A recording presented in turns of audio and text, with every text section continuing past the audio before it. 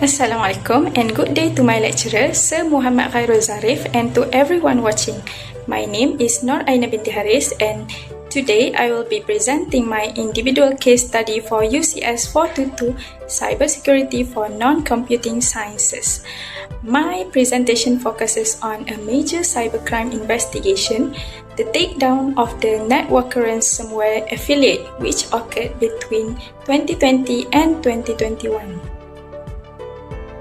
This case study analyzes the criminal operations and eventual arrest of Sébastien Vachon Desjardins, a Canadian citizen who became one of the most prolific affiliates of the network ransomware group.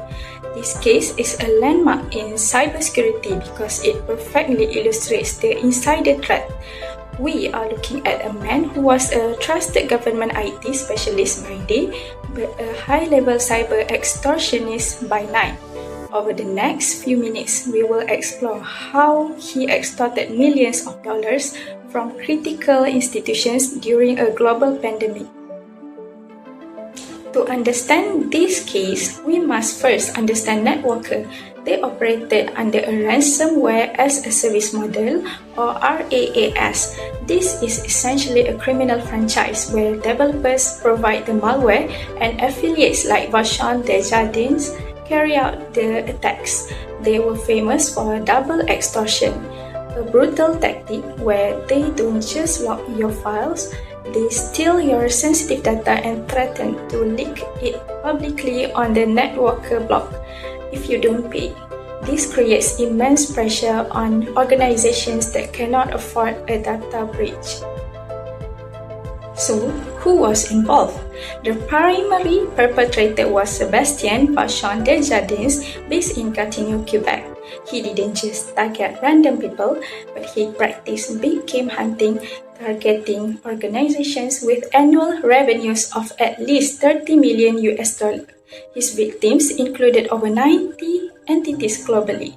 Most notably, he targeted health and educational institutions during the peak of COVID-19, such as the University of California, San Francisco, and the Champaign-Urbana Public Health District. These organizations were targeted because their work was life-critical, making them more likely to pay quickly. The next question is, how did he get in? Vachon Desjardins used sophisticated entry methods. He often gained access using stolen credentials, usernames, and passwords purchased from the dark web. Once he bypassed the network perimeter, he didn't encrypt the files immediately. Instead, he performed lateral movement, navigating through the servers to find the most sensitive data and, importantly, to find and disable the company's internal backups.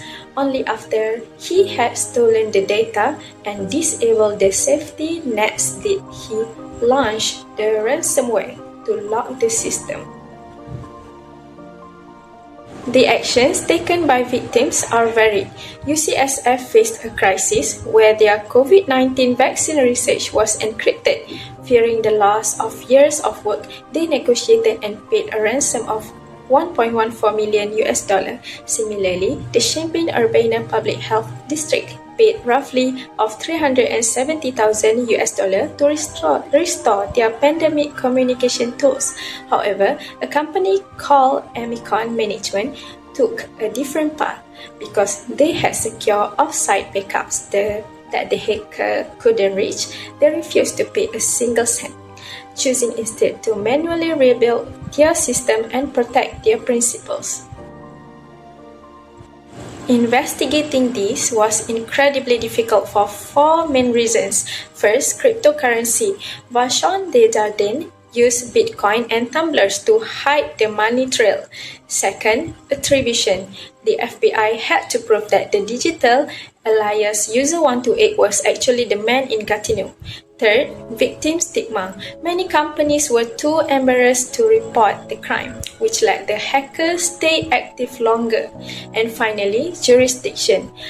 This was a global puzzle. The hacker was in Canada, the victims were in the US, and the servers were in Bulgaria. It required a massive international effort called Project Lunar to bring him down. Moving to our discussion, the biggest management lesson here is the insider trap. Vashon Desjardins wasn't a teenager in a basement, but he was a professional IT analyst. He used his legitimate skills and his trusted status as a cover. For non-computing managers, this means we must look inside our organizations. We must implement their principle of least privilege, ensuring employees only have access to what they absolutely need for their jobs. And we must monitor for unusual behavior even among our top IT staff. We must also discuss the ethics of the ransom. When University of California, San Francisco, UCSF paid, they saved their data, but they also funded the networker developers to build better malware. This is a moral hazard. Amico's refusal to pay shows that cyber resilience, which is having the ability to recover from backups, is the only way to break the cycle of extortion. As managers, we should invest in backups today so we don't have to pay hackers tomorrow. Besides, it is also important to recognize that cybercrime is now a professional business. The RAAS model works just like a franchise. The developers in Russia provided the brand and the tools, and Vashon Desjardins was their top salesperson, bringing in millions. Because the profit sharing was so high, he kept 80%. It encouraged him to be extremely aggressive. This shows that we are fighting a professional industry, not just a random hackers. In conclusion, the networker case is a wake-up call.